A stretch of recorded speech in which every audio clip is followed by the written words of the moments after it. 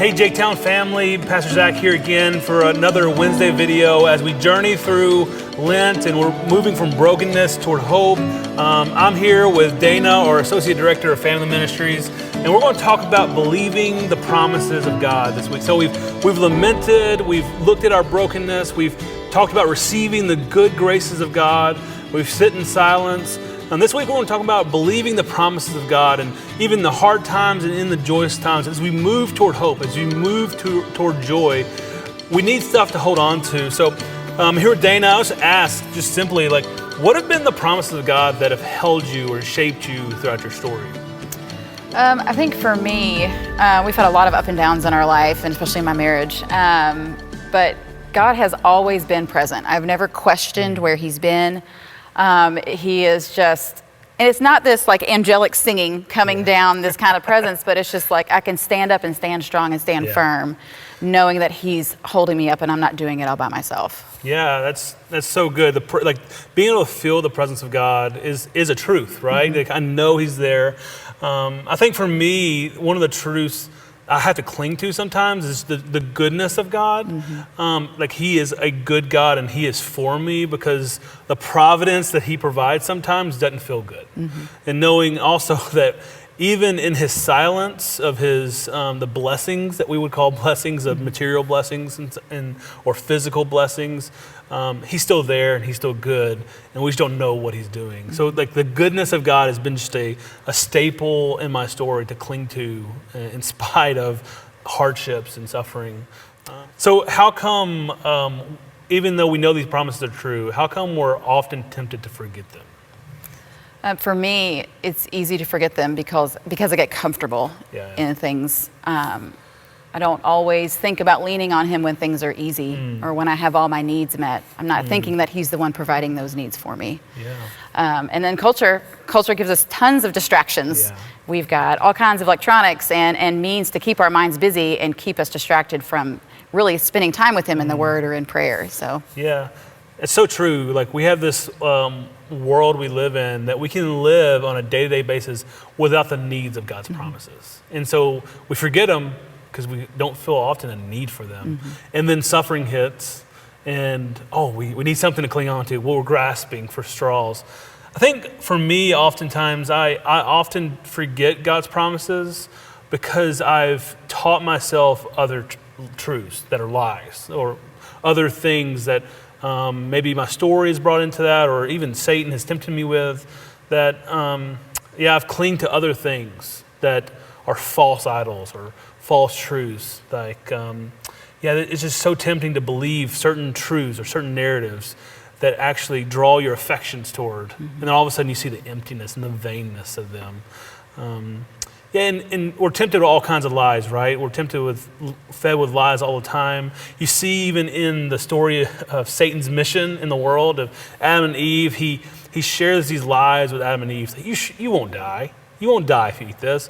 And even with Jesus, bow down to me and I'll give you this. What are some of the temptations that, the false truths that we're tempted with on a daily basis as we journey toward journey in this Christian life? What are some of the false lies that Satan throws at us? I really think he makes us believe that we don't need Him. I think that's the biggest one that I've come against, is we get comfortable. That's the one I keep going back to, but that's a big one for me, is that I forget God when I'm comfortable. And so that's a false truth that I don't need Him, when in reality, those things are being provided by Him day in and day out. Last year when my husband was without a job, we had unemployment income, but that was it. But God showed me repeatedly that we didn't need this thing. We didn't need this money. He provided food for us. It was one of those things what is that called? Like the bread and the fish. Yeah. Where out of nothing, He gave us exactly what we needed. And so that was a huge testament to us, is seeing that. And so where we think we need these particular things, God stripped all of that away and showed us that we need Him, and that's it. And He will meet our needs. That's really good. I think we're often tempted, and I think one of the biggest agendas Satan has is to tempt us that something else is better. This temptation is better, this money is better, this relationship is better. And I think I found that even in my own story of just thinking the good life is found outside the rule and reign of Jesus. There's these other good things that can appease me and satisfy my soul. And the back end of that lie is the emptiness and the shame, right? You're captivated by this lie, and all of a sudden you see yourself so deep into it, and then you see the vanity of it. And you lay your head on your pillow and you're just like, this is not worth my life. This is not worth my, even all the, and it may be good things, right? It may actually be like jobs and relationships and kids and all these good things, but when we find our satisfaction in them instead of holding to the promises of God, then we live in shame and guilt and dissatisfaction.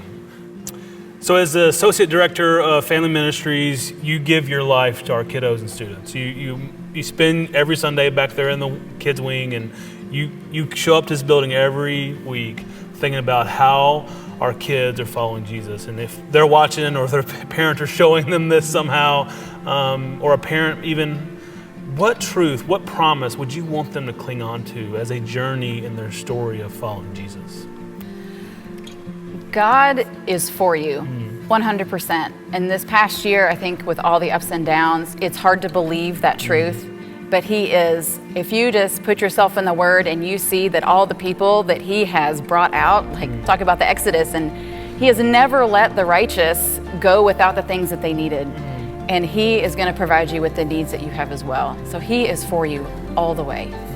That's really beautiful, especially for kids in the season they're in, right? And parents and trying to juggle what education system they want their kids in, and it's really beautiful. I think I would encourage our people to just cling on to is that God is working when we can't see Him work. God is working when we can't see Him work. And this has been the most evident year, like where we ask the question, God, what the heck are you doing? Like, what is going on? And this is just clinging, holding on, believing the promises is not believing blindly. It's not just saying, it's not just being like the optimistic guy that's saying everything's going to be okay. You know, we sit in our pain, clinging, holding on to as a child holds on to their feet. God, I know this is hard, this is painful, but you're working and you're good. And I can hold on to that. I can bank my life on that. So that's what I would encourage you with, is that believe, cling to the promise of God, all that they are, but encourage you to cling that He is working even though you can't see Him work.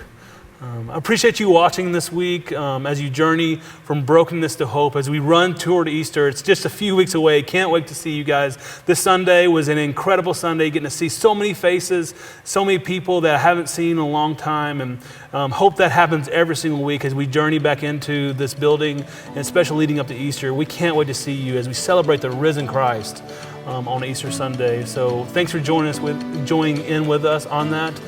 Pick up a devotional. Don't wait. Don't say, I haven't done it yet. You can walk through this devotional even in 1 week.